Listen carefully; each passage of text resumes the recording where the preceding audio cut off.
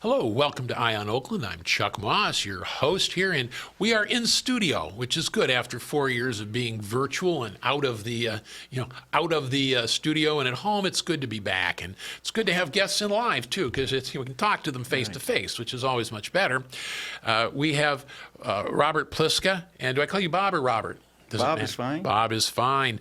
CRE, which is Counselor of Real Estate, CPA, and you're the president of Sperry Commercial Property, Commercial Global Affiliates, and Property Investment Counselors. That's a mouthful, but welcome to the show. Okay, glad to be here. Glad you're here. You're an alum of not one, but two alma maters of mine, which is MSU and U of D. So what is Sperry? What is that company? Sperry, we're a global firm. We've got, 60 offices throughout the country, but we're connected globally throughout the world for various affiliates. And we buy, sell, lease, manage commercial real estate and investment real estate all across the world, really. Well, so, I can say you're former president of the Detroit Area Commercial Realtors and board chair of the Detroit Board of Realtors. You're Realtor of the Year. Look, if we list all your awards and honors, we will be here all day and all night. So if anyone knows the commercial real estate space, I guess it's you. And so I want to, I've always thought if you want to know what's going on in the community, ask a realtor. So what's going on in Metro Detroit, particularly with commercial real estate? Well, Metro Detroit is great because, over the years, maybe prior, like 10, 15 years ago, it was really not the best place to be. I mean, we always had this bad publicity, but since the 2013-14 bankruptcy, which we had individuals like Dan Gilbert come along and spend and purchase over 100 buildings over a period of time in downtown Detroit, and has created a great image for the Detroit area. You've got your ballparks and your, you got the four major sports teams, the Red Wings, the Tigers, the Pistons, and the Lions, and they're all within walking distance of each other, which is one of the big pluses that Detroit has versus other communities. In addition, it has Detroit is like the second largest theater district behind New York, which is quite interesting. Now get out of here. My wife worked for 20 years at the opera, so we know about the opera, but really, second largest. Second largest, that's what they tell me. And, with the Fox and the opera and everything else that goes on in Detroit, that's a big plus at Detroit that nobody really focuses on, but it is there. And in addition to the sports teams and all the renovation that has taken place with Dan Gilbert buying, like 100 buildings and renovating them downtown. In addition, that was started previously by the Ilitch family, where they, renovated many buildings also, like the Fox Theater and so forth. So since then, Detroit has been kind of like the star in Detroit. Actually, I was just in New York, and people compliment on Detroit as to a good place to be now and a good place to visit. So,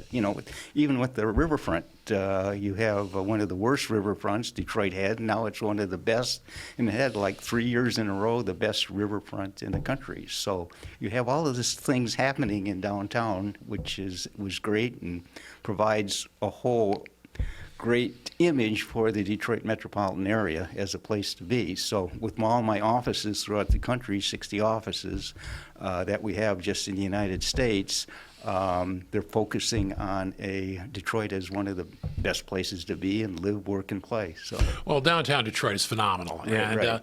I go down there as much as I can. It's great. I will. Speaking of the Lions, I simply want to maybe apologize to the people of Minnesota for the loss of the Vikings loss. Sorry, these things happen. The Lions are really they're on track. It's a good thing. They find a way to win. It's amazing. Like last night, the game that was done with Minnesota. I mean, they found a way to win. They found a way to win. So well, the downtown Detroit just gets better and better, and I'm I shouldn't say this, but I will. I like that little tiki bar down on the alley. Now that's my favorite. I forget what the alley's down on that alley is that little tiki bar, and don't everybody flood it, or I won't be able to get in. But but we love downtown and seeing it prosper. But it's not just downtown. I mean, I never thought in my lifetime that I would, you go to Slows down on Michigan Avenue and you have to wait 3 hours because it's the way it is, Right. that I would be able to go over to the train station and just sit on the grass with my wife and my daughter and all that. And it was lovely. I never thought I'd be able to do that in my lifetime. And at what point does it go out and meet, Dearborn? Right, right. Well, that train station, they spent, Ford bought it for some humongous number, like $90 million, and spent another $700 million fixing it up. So it's almost $1 billion renovation in that particular area.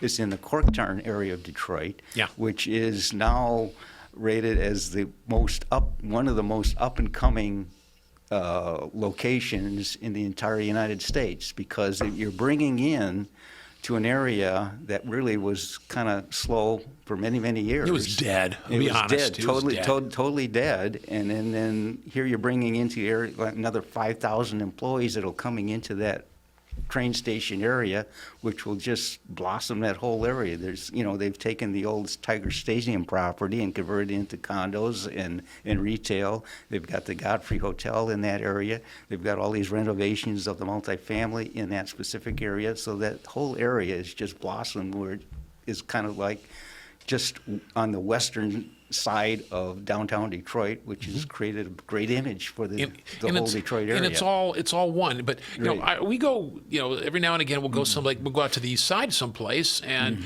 these are places that were dead zones when I Right. came down to go to law school in '76. Right.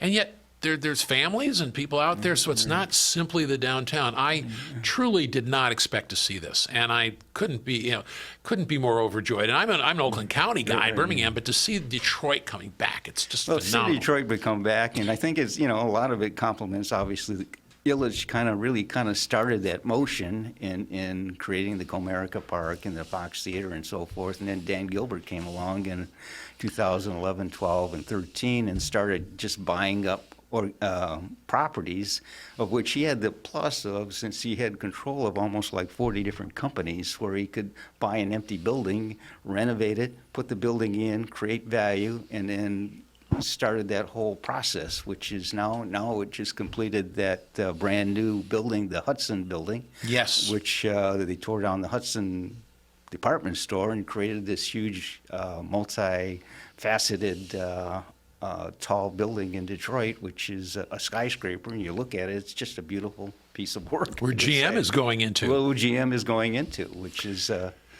another question which I think you'll bring up. Well, there is a question. First of all, I think that GM being in a building there at that location is phenomenal. I love right. it. So, I was going to get into commercial real estate, but let's just leapfrog right in. Okay. What do we do? What's going to happen to the Renaissance Center? Well, that's currently in process of being talked about, and one thought is just to tear it down, which is probably not a good idea, because it's been kind of the icon of Detroit for so many years, 40 years, 50 years, et cetera. As when you look at Detroit, you see the Renaissance Center. But now some thought is to bring city employees in there, but you've got like 2 million square feet, and you bring a couple 100,000 square feet of city employees, it's not going to fill up that whole place. So what do you do with it? Well, so that's the big question. I can speak plainly about that. I think that place it's a dinosaur, and it was a Right. dinosaur the day it was open, because I was there on the day it was open, going to school across the street. 1977 or something. 77, Right. and it. It was to wall itself off from. It was like a Mad Max movie. That was to be the place, and I'm glad that it has become obsolete, because downtown has blossomed. And at least they took down the berm, but that didn't help. Right. It just looked like that was just plumped there, and I don't think it will really be missed. Yeah, well, that's a good thought. Because, That's just me. Like you say, because as it had the initial problem, as you indicate, of that barrier that is kind of out away from downtown, with the new Gilbert building, where it is, you can walk out of your building and go to the shops, you can go to the ballparks, you can go to the restaurants, you can do everything else. Well, with the Renaissance Center, you're just stuck away across Jefferson. But it was meant to be it was meant to be a fortress. Let's be honest. It was built as a fortress. Right. And I'm glad that tear down this wall. You know, There you go, Mr. Ford, Mayor Young, tear down this wall. You just saw the Reagan movie. I did too. It's very good. I think they underestimated just how charismatic Gorbachev was, but there you go. Right. So now recovery. Downtown Detroit is just fabulous, and it does. Like I said, I'm an Oakland County guy, but it does all of us a lot of good. Right. Although I do spend probably more of my disposable income down there than I probably ought to, but it's great. Let's talk about sort of commercial real estate in general. From the COVID shutdown days, it's 2020, 24. Are people coming back to work in the office? People are coming back slowly to the office. That's in commercial real estate. You've got several product types: office, retail, industrial, apartments, and hotels. And probably the most difficult product type right now is office. Retail is still doing good. Industrial has been probably the best product type for that period of time. And then you got the multifamily, and then you have the hotels, which, as during COVID, was probably one of the worst product types because nobody was traveling, so you couldn't rent the hotels out.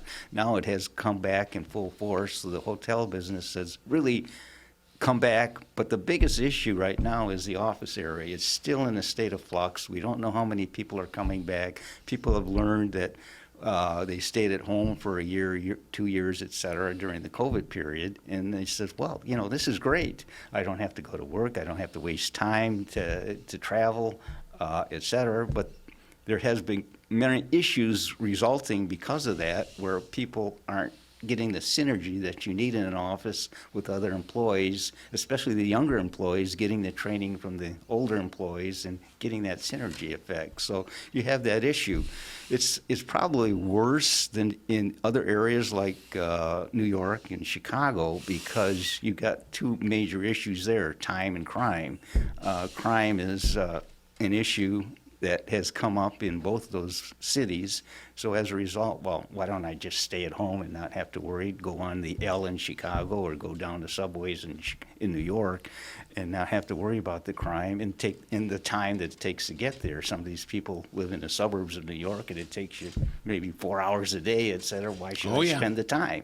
So it's a big issue. It's being kind of sorted out. Amazon just about a month ago, or several weeks ago, I should say, came and said, well, all the employees must come in because you need that synergy. You need to talk with the people. You need to create a good base in order to grow the company.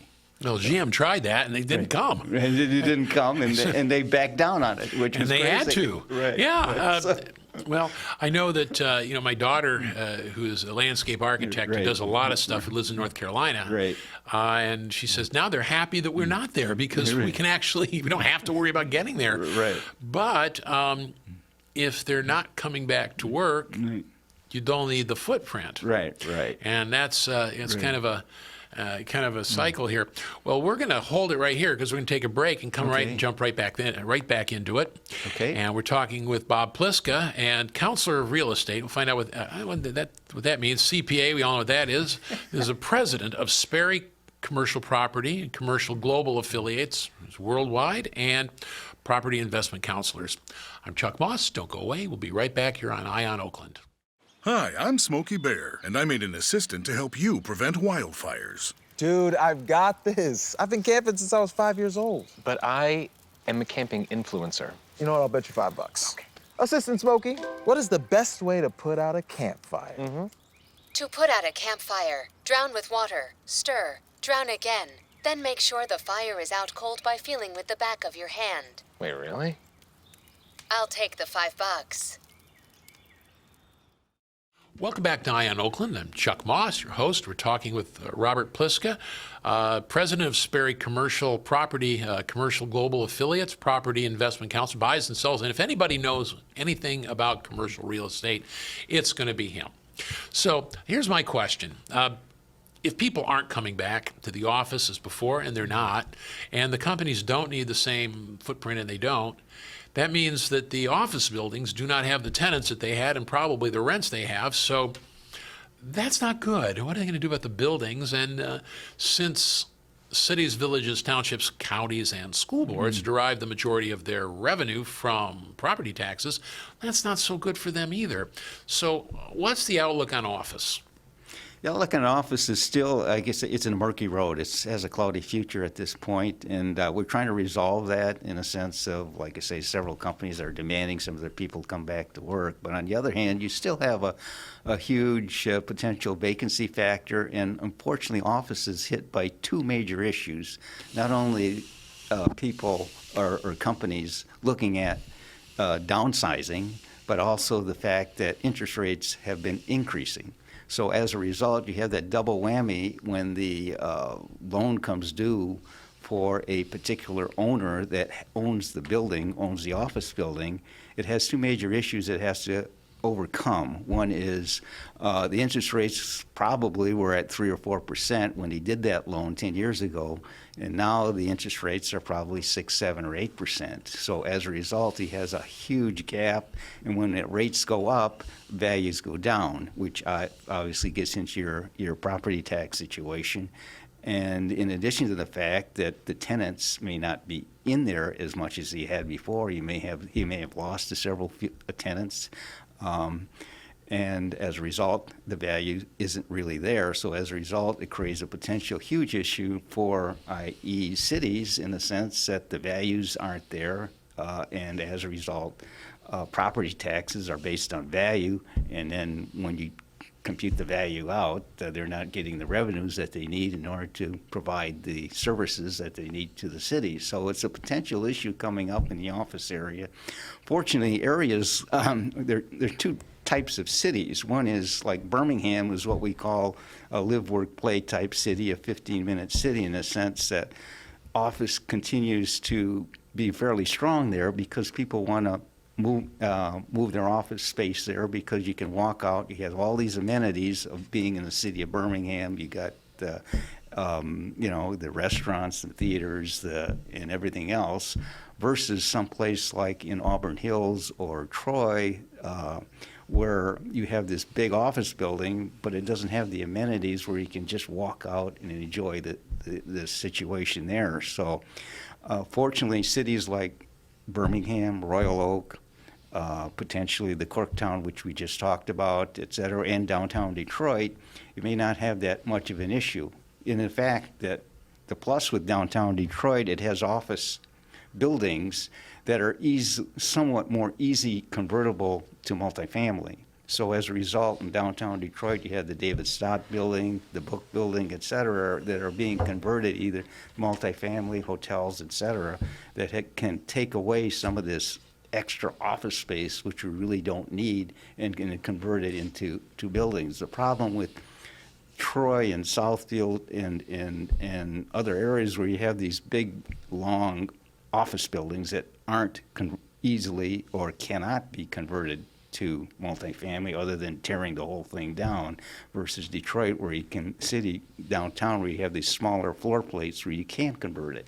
So as a result, you're able to maintain the building and maintain the venue, versus some of the suburbs that cannot do that, which is the office space is really not that easily convertible or cannot be converted. So, For instance, what do you do with Telegraph and 13 Mile over in Bingham Farms? That's a ginormous area. It's enormous. So you got a lot of office space there, and then this question is, what do you do? And you just got to determine whether you can maintain that viability. The plus that Telegraph and 13 is, it's half an hour from everywhere in Detroit Metro, so it's a good place to have your office if you want it. But obviously, many of those companies may want to downsize because that are in there as tenants, because you don't need that much space. People realize you can work at home, and how many times have you like Mondays and Fridays, I had to go to a meeting in downtown Detroit, for example, like last Friday, and I just zipped down there in like 20 minutes from like Birmingham, just because there's not much traffic on Friday. People are working at home. So you also get not only people working at home and not in the office, but you get this combination of maybe Tuesday, Wednesday, and Thursday they'll come in, or a couple days a week, but not all 5 days.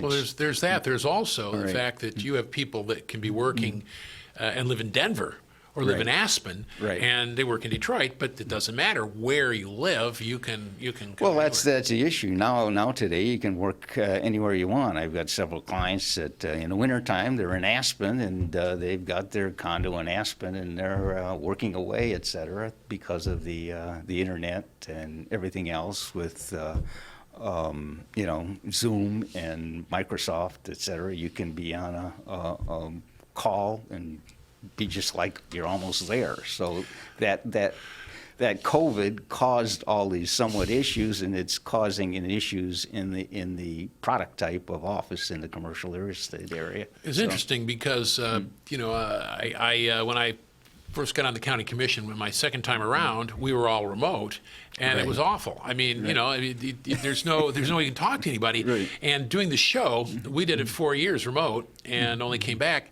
This is much better than Right. doing it. It just is a much better. Yeah, chemistry yeah. of it, Remote is okay because it saves you travel time and everything else. But on the other hand, you don't get that personal contact. You can't talk after the meeting. You can't whatever. And so as a result, there is some issues with being remote all the time. And Yeah. I understand that. And but on the other hand, it may save you $3,000-4,000 from instead of going 5 times a year to travel someplace, you can maybe only go once or twice and still get that relationship issue, and that may satisfy it and save you a lot of dollars versus before you may have traveled quite a bit in order to go to national meetings, et cetera. So. Yeah, well, the thing is with the business, I mean, okay, how bad is it for some of the commercial? I mean, is this going to be malls all over again? I mean, Somerset Mall is still doing great, but a lot of the other malls are, if they're not actually torn down, they're kind of limping. Yeah, well, that's on the retail side. Fortunately, retail has a big plus because of the cost of construction. There hasn't been much construction in retail recently, so as a result, many of the other areas of retail has done very well, except for the malls. You have Eastland being converted primarily to industrial. You've got Northland that was being converted to various other product types. And you had the mall up here.